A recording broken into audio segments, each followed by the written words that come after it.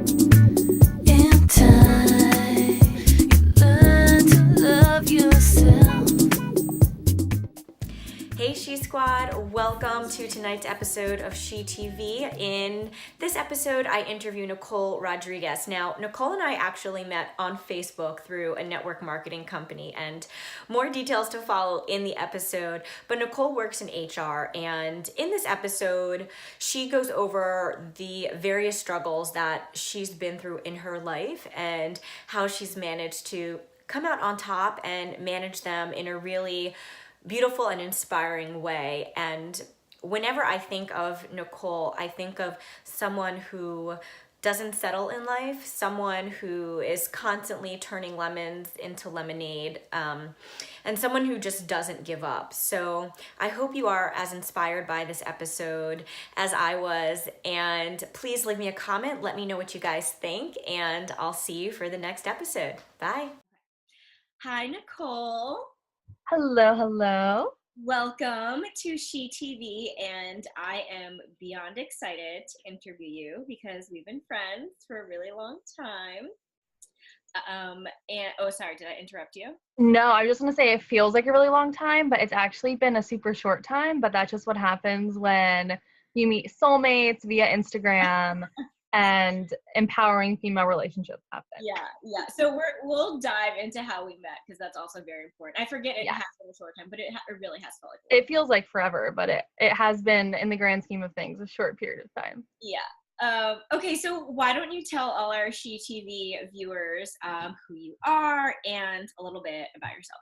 Sure. Well, hello, SHEtv. I'm really excited to be here. And Alex, thank you for interviewing me. I know we've been talking about this for what seems like forever.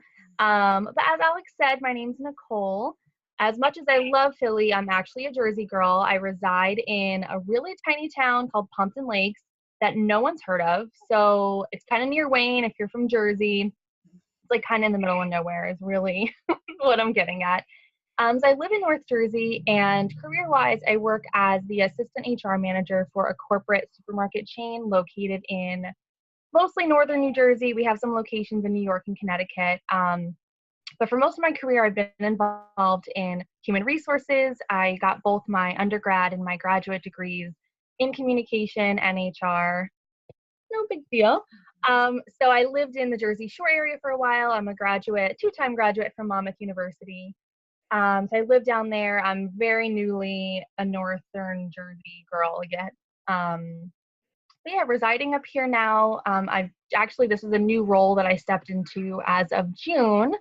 So still relatively new, but it's something that it just really feels like it was meant to be. So I'm really excited in my new position, and it kind of very much feels like things fell into place recently. I love it. Yes. So Nicolle and I actually met on Facebook first, actually. Mm-hmm. And we were both Beachbody coaches at the time. This was like 2 years ago. Mm-hmm. And she was looking for a place to stay in Philly. And I did not know her at all, but I knew she looked like really nice. And I offered her our guest room to stay. And Ryan was freaking out, like, how can you invite this stranger into our house? What if she goes through our drawers? I'm like, I'm pretty sure like she's okay. Fast forward 2 years later, right? Here we are. Right, and here we are. Yeah, I went from Ryan thinking I was potentially going to rob you guys and just get away with all the stuff in your house to this friendship that at the time I had no idea that it was going to turn into this, but very thankful that it happened. Yeah. So the reason I asked Nicolle if I could interview her for SHEtv was whenever I think of you, you are someone who automatically comes to mind, someone who never settles, someone who is constantly turning lemons into lemonade. Thank you. You're welcome. And someone who is kind of like tough, take no shit, like makes her own way in life. And I think it's so inspiring to hear all of the struggles that you've gone through in your life and how you've turned them into a really positive situation. And from knowing you, it hasn't always been easy, and it's still as everyone, a constant, learning how to balance everything. So I want to dive in a little bit into kind of the struggles that you've gone through over the past few years, because that's going to be like our launching pad to talk about how you've overcome them so beautifully. So tell our She members just a little bit about kind of like your history and what's been going on with you the past few years. Sure. So actually, when we were kind of talking about doing this interview, and we kind of roughly talked about some of the things that maybe would come up, as is the polite thing to do in something like this, I really kind of thought about the past year, really, in the past, I guess, maybe 2 years. And I kind of just like nicknamed 2018 the year of the hustle because I very rapidly went from, so I really rapidly went from graduating grad school, getting what seemed to be like the textbook, like good job out of college. It paid well, I had benefits. The only caveat to that was it took me about 2 hours to get there each way, which a 4 hour commute. I mean, any commute is really awful, but to be sitting in your car for 4 hours a day was something straight out of hell. And I hated it. And I was like, oh my gosh, I have my master's degree in this area. I can't believe that I'm like, is this it? Is this what I have to look forward to for however many years until I retire? And I stayed there for a year, and I just was like a sponge. I soaked up as much as I could. I gained as much knowledge. And then the first opportunity to jump ship, I did. And ironically, I ended up somewhere far worse. I don't know if you remember Alex, but I literally was like, oh my gosh, I didn't think it could get worse, but it just did. And at the time, as you shared, how we kind of met, our background, I was Beachbody coaching. And at the time, I was really actively working the business. And it was something that I thought I really wanted to pursue full time. And I thought, okay, well, if there's any time for me to jump ship again, at least I have this other opportunity on the side that I can still support myself. And I actually quit that second job that I thought was going to be, it seemed like it was going to be such a great opportunity. And it was by far my worst work experience ever. And as I shared earlier, I'm in HR, so quitting on the spot is not something that is encouraged or professional, but reflecting over that job experience, I mean, it was nothing short of a nightmare. And then right around that time that I was full-time Beachbody coaching, a lot of things kind of started to, I don't want to say unravel, but I went through a breakup that I did not really see coming, and in hindsight, I really should have. And it was a relationship that I really felt like I was at the time sacrificing and giving 110% because I loved him and I thought we were going to be together, when in reality I was settling and I didn't know it. And so I was like, okay, I wasn't feeling as motivated. Like when you're going through a breakup or something, you're not satisfied with your job, it can be really challenging to kind of overcome that. And my health and my fitness were not a priority at the time. And I thought, well, I need to do something else to help get me back on my feet finance wise. And so I accepted a job blending smoothies, which sounds ridiculous because I had, and not there's anything wrong with making smoothies and having a master's, but my whole family was like, what the hell are you thinking? So I took this job, and my first day, I realized that people in this company were stealing products, stealing money, taking advantage of the business owners. And I called up the owner of the company and I said, I love your business. I love what you stand for. I love your product. But morally and ethically, this feels wrong for me to be here. And I can't be a part of this. And she was like, Nicolle, come down and see me. Let's talk. And it was like the fastest promotion I ever received overnight. So I went from working these two kind of corporate jobs to doing Beachbody full-time to blending smoothies to being dubbed the district manager for this cold pressed juice company. And So it just seemed, oh yeah. I'm going to pause you right there because you gave us a lot, and I kind of want to dissect this. So you talked about, really having a master's degree, but then also doing this job that maybe you're not using, right? Your master's, but also going from a job that you hated to a job that you hated even more. Yeah. So what advice would you give to our She members about maybe switching or quitting jobs? Because I know, and I've been in the same position as you, when you ask yourself, how do I know that this is the right time for me to quit? Like, do I hang on for another week, and then a week becomes 2 weeks, and then 2 weeks becomes a month, and then, how do you know when it's the right time to kind of let that chapter of your career go? What kind of advice would you give us? Good question. And ironically, my Beachbody business name I titled like Team Leap of Faith because that's what it felt like at the time. But really, when I look back over these different careers that I've held, each one has been kind of like a leap of faith. I took the leap. Maybe it wasn't really the right time, but I just had faith that I was going to catch myself. Because the reality is, quitting your job sounds super glamorous, but there's still student loans and food shopping and rent and all the other things, all the other expenses that you have. Also getting your hair done and eyelash extensions, and that's not cheap. Yeah, nails, everything. So I would say that the biggest advice that I would have would be to be honest with yourself. And if you're in a career path or you're in a job where you're not feeling fulfilled, or maybe the work environment really is something that makes you uncomfortable, being honest enough with yourself to acknowledge that it's a position that you don't want to be in, and then very actively looking for a way out. I'm very thankful that things kind of fell into place the way that they did, but I always had in mind, okay, well, if I'm not doing this, what's something that I like that I could fall back on?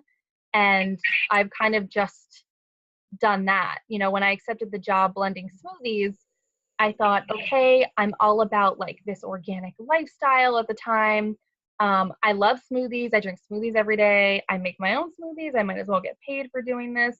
And then if there's a career path that maybe you really love the area that you studied, find ways where you can kind of interject that knowledge into whatever you're doing. Right before you kind of asked me this question, when I met with the owner of that juice company, my HR brain just like quickly went into play. I'm like, we don't have a handbook. We don't have an employee dress code. Like my mind was like exploding. So I feel like if you take the leap of faith, you open your eyes to opportunities and look. I'm a crazy cat lady and I have cats that are chasing each other. So I wouldn't expect anything less from them. But just looking for opportunities where you can use the knowledge that you've already acquired from other experiences and where you can kind of plug that into. So I don't know if that really answered your question, but I would say sometimes you just gotta do it. Like the scariest part is jumping, but then if you have the faith that you're not gonna let yourself sink, like desperate times call for desperate measures, like making smoothies or whatever it might be for someone else, and just, hustling.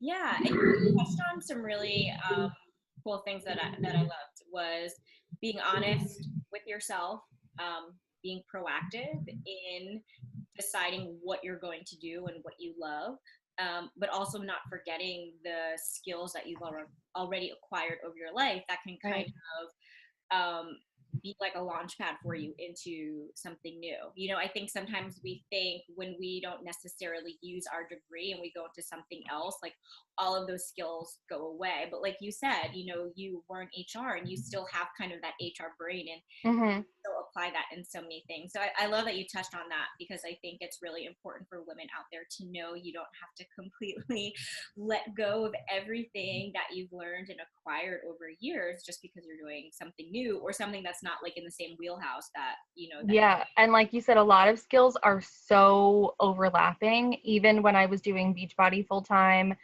training and development is something that I have a ton of training in, recruitment, interpersonal skills. So even if you find yourself in a career path that's not like the stereotypical traditional, career per se, based on what your degree was in, the skills don't disappear. You can kind of apply those to no matter what you're doing.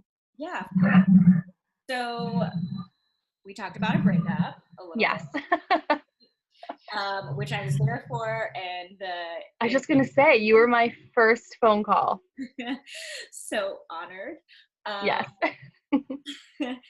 So what advice, because I mean, a majority of us, if not all of us, maybe have been through a breakup, and they're pretty horrible, right? At the time, it Right. feels like the world has been ripped out from underneath you.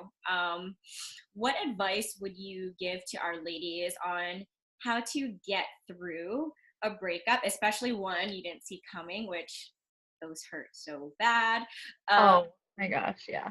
So what would your advice be on how to get through that breakup? Because watching you kind of go through it, I think you handled it so gracefully, better than Thank you. myself or maybe other women would.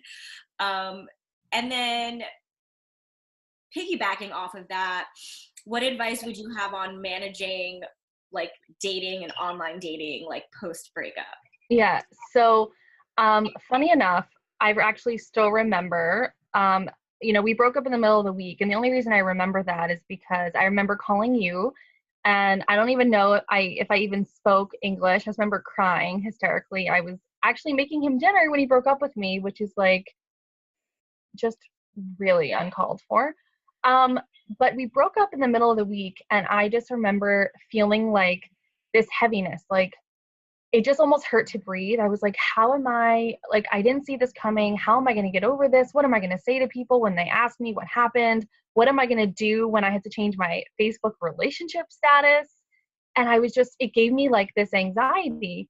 And funny enough, at the time, like in that moment, I thought that this was going to be something that took me a really long time to overcome.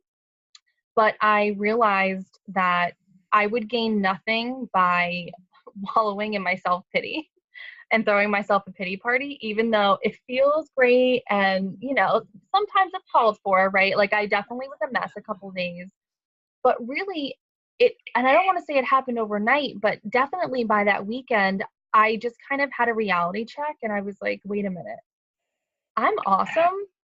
And this is totally his loss. And I'm not going to for 1 second convince anyone that they should be my friend, and let alone be in a relationship with me. Um, and so I really just kind of dubbed it his loss. Don't get me wrong, relationships are two-way streets. And looking back, there's definitely some areas that I think we both were at fault for. But as far as the breakup, I really just picked myself up and I was like, okay, I have two options. I can be upset about this, or I can dust myself off and get back out there. And so my mom and I actually joined Bumble that weekend.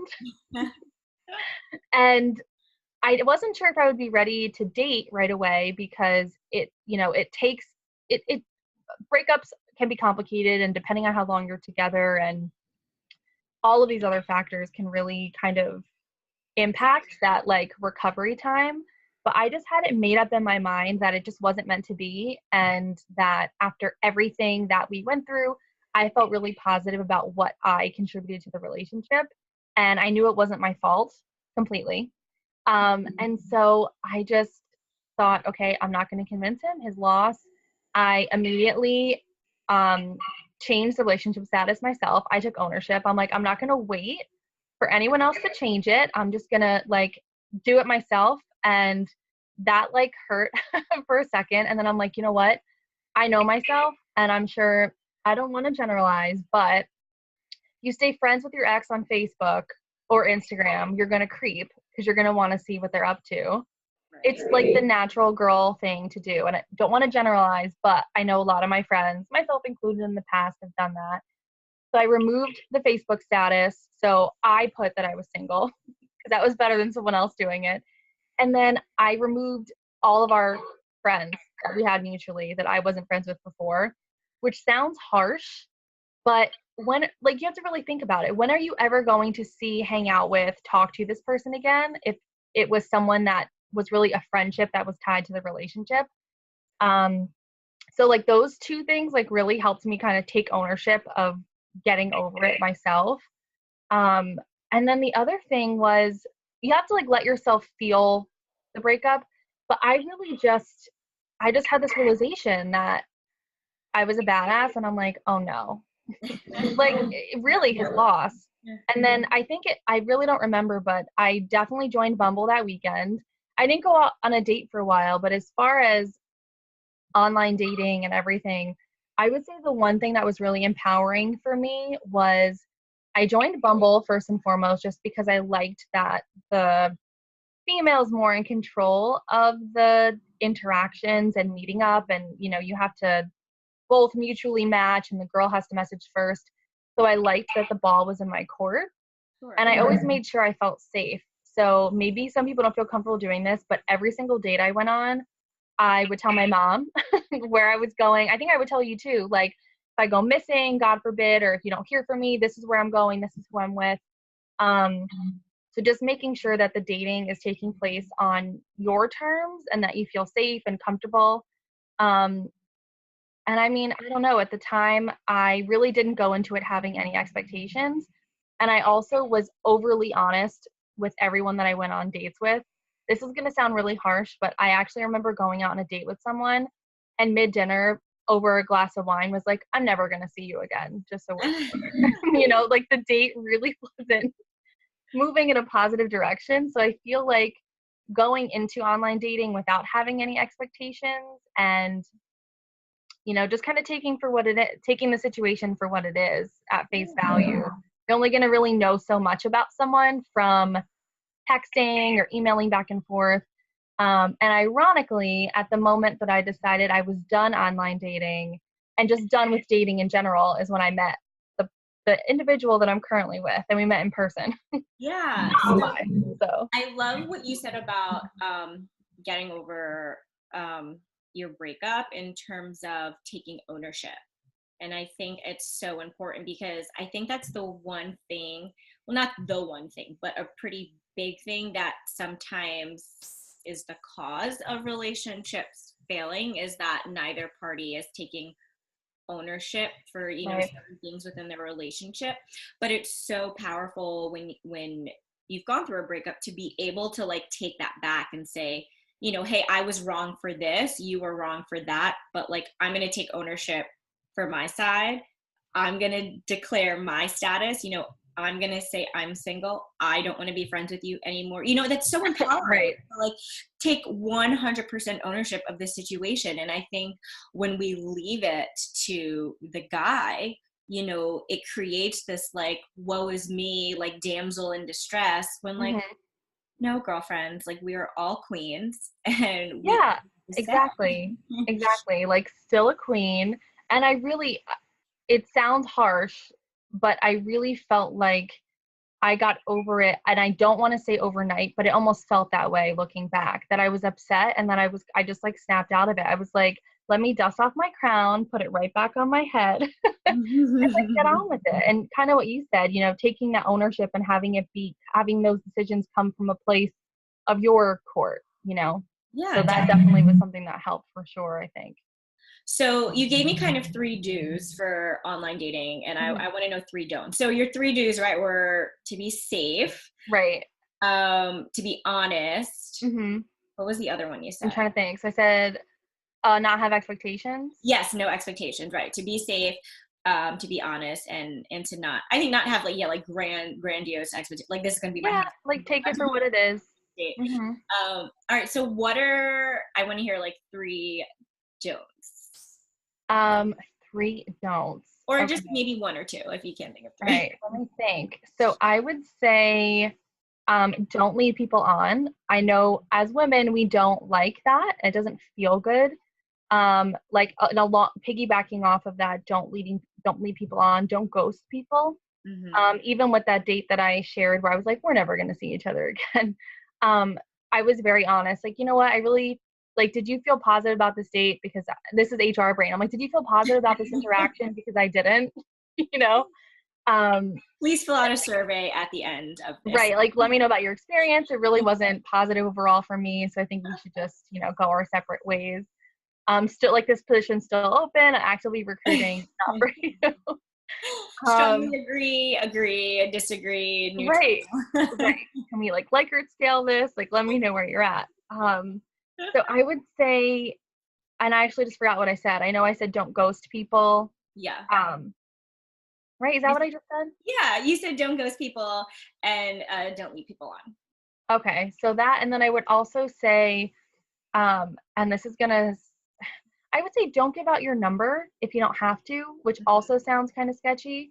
But, I think that giving your number to someone gives them access or like a perceived access to your life that maybe you're not necessarily ready for or wanting the other person to have. And I think it kind of creates this like doorway for them to kind of take reaching out to you into their hands.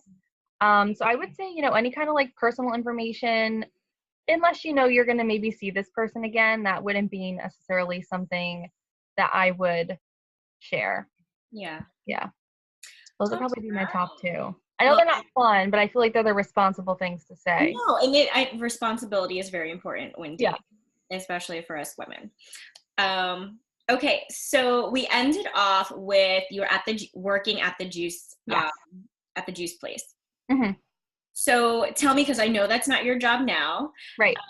So tell me a little bit about learning not to settle at work, and how you went about like the application process for a new job. Because I feel like sometimes too, that's something that we women get stuck in is Sure. like how do I apply for this job, or like what do I say, or where do I look, especially if you're going from two completely different types of Mhm. jobs. Yeah, so what do you have to say about that? So for the first part of that, when I was working for the juice company, I would say this is going to sound really cheesy, but I would say that my objective in any job that I have, with the exception of like those two negative experiences, and maybe even not, I always like to leave a place better than when I found it. So when I was working for the juice company, there was a point in time where I kind of took a step back and saw all of these systems that I helped put into place, the new locations that opened, everywhere was staffed. And I just kind of thought, I kind of felt like my job was done, that there wasn't much more that I could contribute time wise, and also just it seems like it was a well-oiled machine kind of running on its own. And at the time, when I started looking for other job opportunities, I thought, okay, well, it seems like everything's calm right now, that everything is kind of in a place where I don't want to say it's running without me, but everyone was trained. I had people in multiple stores kind of helping me out with some responsibilities. Delegating is really important.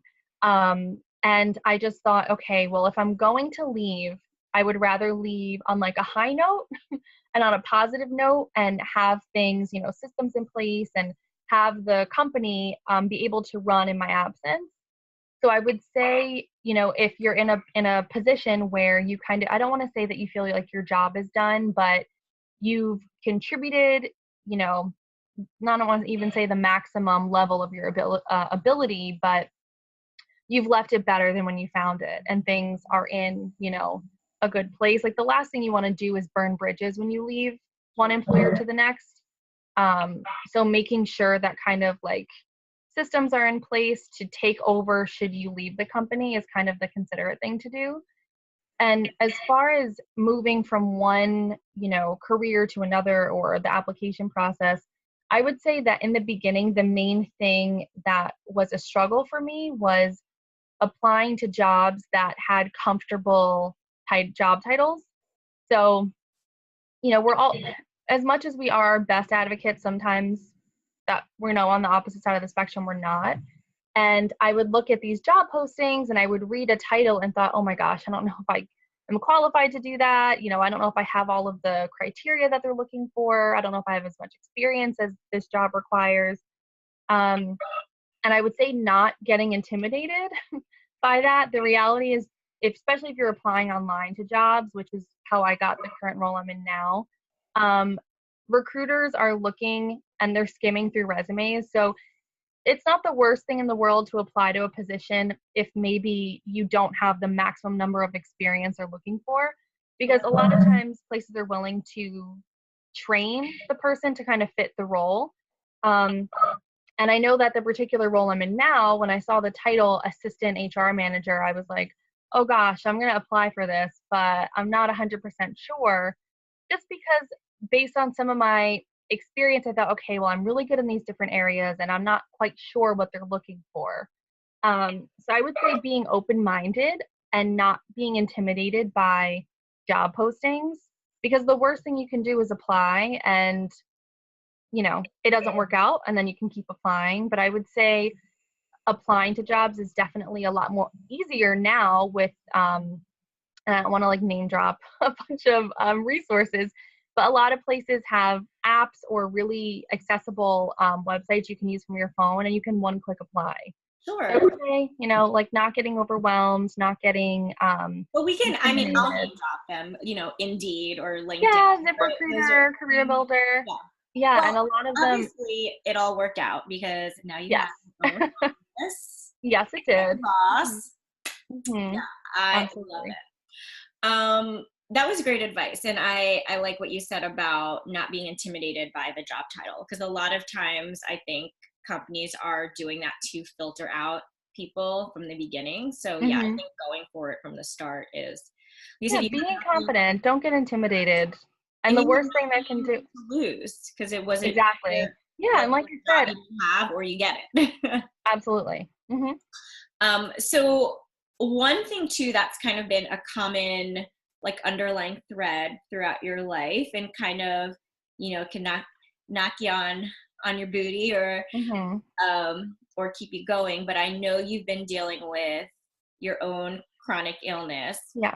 um so what advice, and I mean, I don't want to tell your story, so you can share a little bit, but what advice would you give to our other ladies out there? Because I know there's probably so many women who, have these diseases or illnesses that, you don't look sick or there are things you can't see. Um, Right. and it can really make their day-to-day lives difficult to manage. And again, I think you manage so beautifully well and it's so inspiring. So what would your advice be to women who are going through the same thing as you? Well, I'm definitely not embarrassed, so I will share.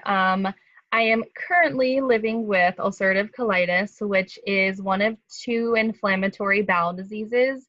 They're also autoimmune diseases, so I don't want to get like too much into what that is because it's not super cute. But it just basically means my immune system's a little bit weaker than most, and my immune system kind of attacks healthy parts of me that it perceives might not be. And so if you're familiar with like UC or Crohn's, it really kind of affects your digestive system, to put it nicely. Um, and to be honest, when I was first diagnosed, I was really embarrassed. I was in my last semester of undergrad, and I was 21, 22. That's like, when you're like going out and drinking at bars, maybe not everyone, but like you think like the traditional college Mhm. experience. And I just felt like, oh my God, I don't want anyone to know that I have this. I think literally just the roommates I lived with knew, because it was kind of embarrassing. I would have to time when I would eat with when I had to run out so I could leave enough time for me to get sick before I had to be somewhere. I always had to know where public restrooms are. I still do. But I think the thing that hindered me the most in that initial phase was like being in denial slash being embarrassed.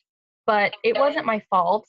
And the reality was this was just going to change my lifestyle a little bit, but it didn't change me or anything about me. It was just something that I was just going to have to learn to cope with. And I would say that the biggest thing that has kind of helped me over the years, just to be fully transparent, the last year has probably been like the roughest in, all of the years I've been diagnosed. And I would say that that really came down to initially me not being my best advocate. And I would say if you're dealing with something like a chronic health condition, whether it's something that you can see or not see, finding a doctor that you trust, that you're comfortable with, that knows your goals and the things that you want to accomplish is so important. And for a while, I was working with a doctor that did not align with my personal beliefs and really just treated me like a file. And it really made me like resistant to care, which sounds ridiculous. Like you should do the things you know are going to make you better.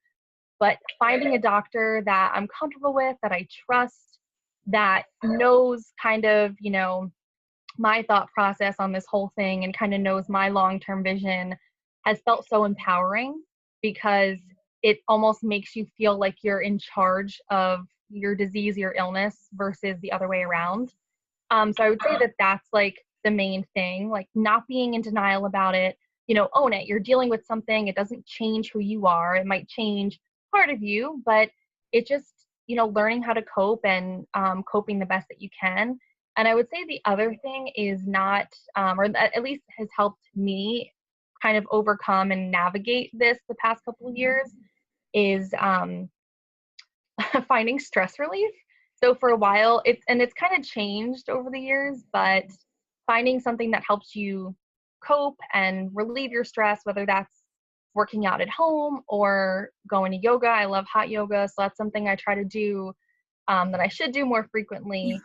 And that kind of ties into like self-care, you know, like getting pedicures make me feel like relaxed. That's something I make sure I do because it makes me feel good. And like the last little thing, I don't know how many things that was, but I would just not being afraid to say no to things. When I was first diagnosed, I felt like because I was embarrassed and people didn't know what I had, I felt awkward if someone wanted to go out and, I don't know, go out drinking or something, and I really wasn't feeling well. I felt like I was in such an awkward position that I would just say yes to everything because I didn't want to be left out or I didn't want people to know I was struggling with something. And there's just been such this sense of empowerment that's come from saying no to things that I don't want to do, saying no to things that I just don't feel like going to, or if I'm not feeling well. And then I would also say, you know, saying no to things that stress you out because you really have to be your own best advocate in that sense. Yeah. Well, thank you for sharing your story. I know there's going to be a lot of women out there who can definitely take that advice. And I think, again, it's so inspiring to me, you know, just knowing what you go through every day, but still all of the other amazing things that you're managing to do on top of that.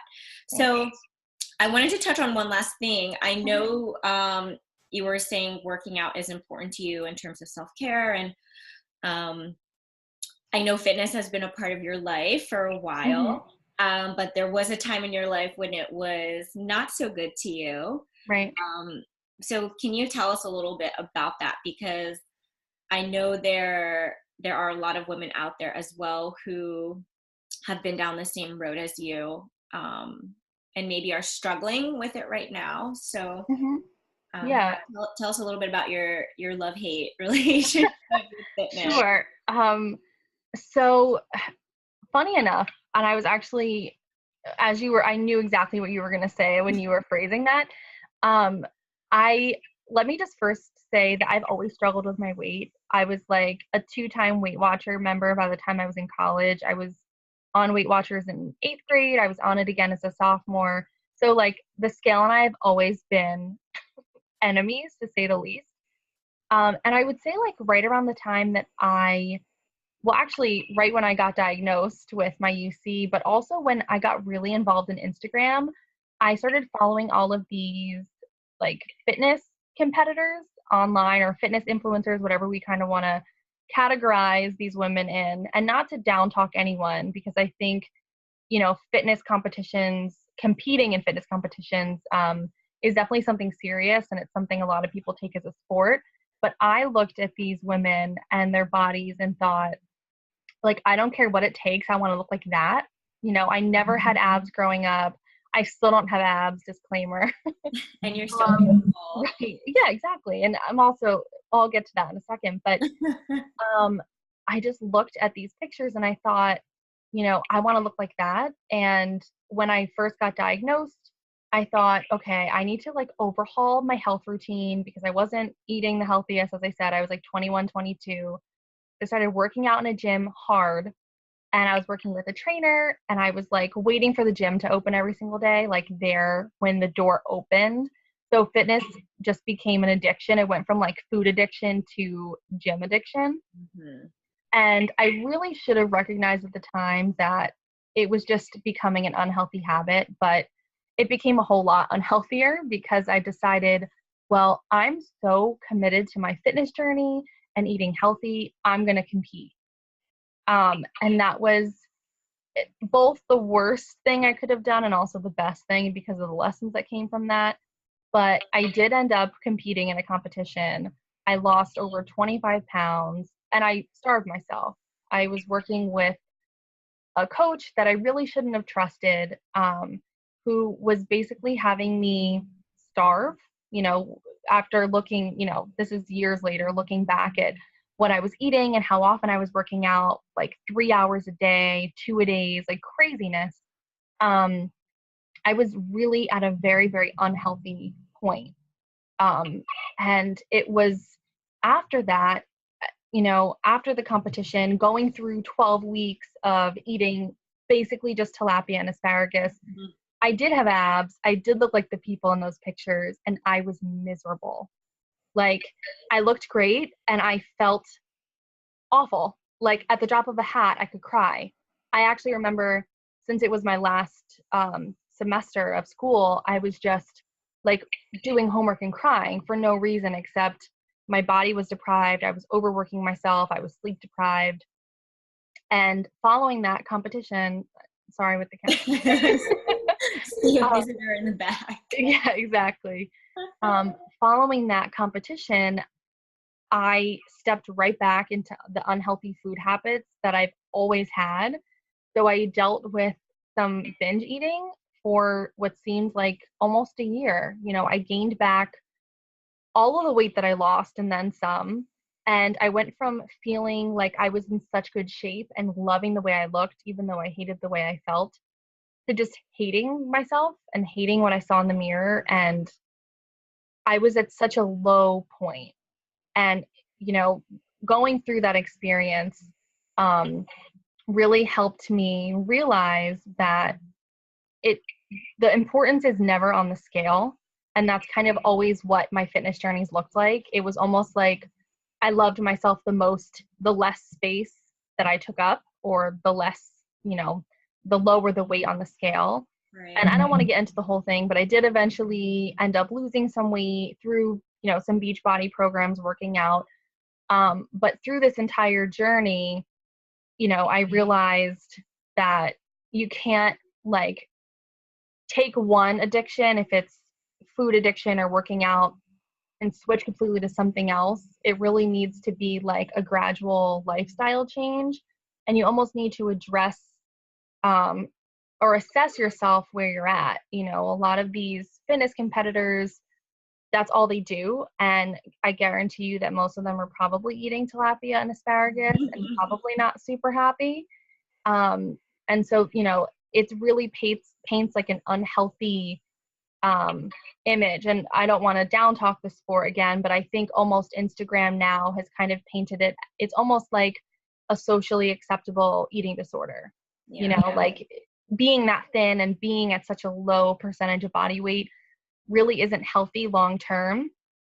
And I didn't realize, the kind of struggles that I would face until going through it myself. But although it brought me to a low point, it, overcoming that and, becoming healthier and realizing that I could, regain my curves and take up more space and I'm still me was just such an empowering thing. Yes, delicious. Yes. Here for it. So before we end, I want you to tell the ladies too, because if there are women out there who are thinking of competing, what would you tell them though to look out for in a coach, and kind of just what to be mindful for as they're competing so they could do it in the healthiest way possible? I would say, well, I think you really need to question why you want to compete. If it's to feel better about yourself and to reach, maybe to get into a certain pant size or that dress that's hanging in your closet. I don't know that you need to compete in order to achieve those kinds of goals. And if you are someone that like is dead set on competing, like I was at the time, I have like trophies back in my room somewhere, you know, looking out for someone that isn't going to rush to put you into a competition right away, because muscle needs time to grow and your body needs time, in order to gain muscle, you're going to gain fat. So there's this kind of like fine line between fluctuating that kind of needs to happen. And you don't want to just go with the first coach that's going to throw you into a competition. There needs to be, I don't want to say an off season because I don't really like that term, but there really needs to be like careful preparation to make sure that you're starting off at a point where you're, consuming a decent amount of food and you're still seeing results, so that you're not depriving yourself, prepping for however many weeks, and then really eating in a very dangerous caloric deficit. So just, being honest about your goals and finding someone that's on the same page with you and not chasing a title or a rank or a medal or whatever. And just realizing it's really like a journey, that even when you get to the stage, there's a whole journey after that. It doesn't end right then and there. Yeah.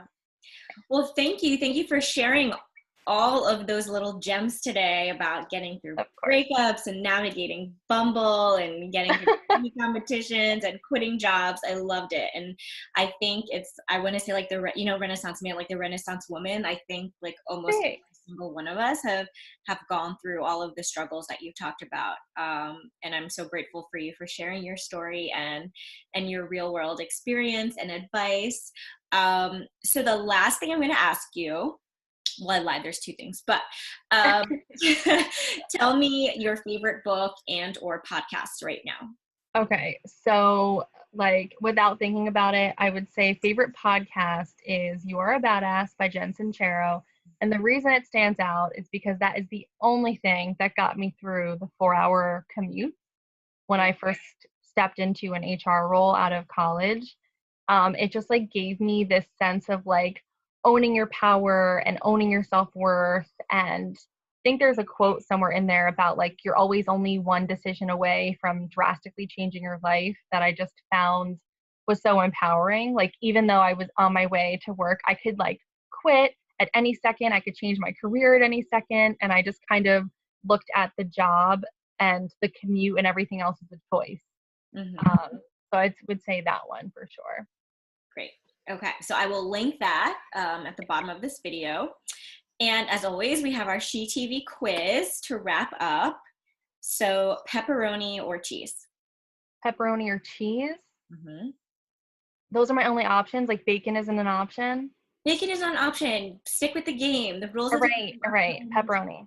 Okay. NSYNC or Backstreet Boys? Backstreet Boys. Okay, I'll forgive you. And are we still friends? I don't know. We'll have to talk about it. And what Spice Girl are you channeling today? Oh my gosh. What Spice Girl am I channeling?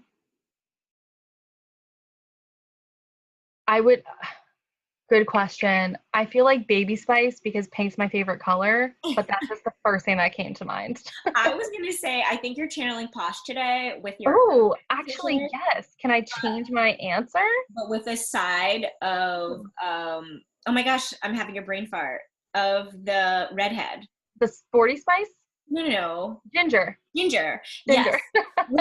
With a side of Ginger because she was very like loudmouth and sassy. And I love it. You brought the sass today. So I'm giving you a combination of Posh and Ginger. Yeah, I think so. I agree. Well, thank you again so much. And thank you guys for watching tonight's episode. And I will see you all for the next episode of SHEtv. Bye. Bye.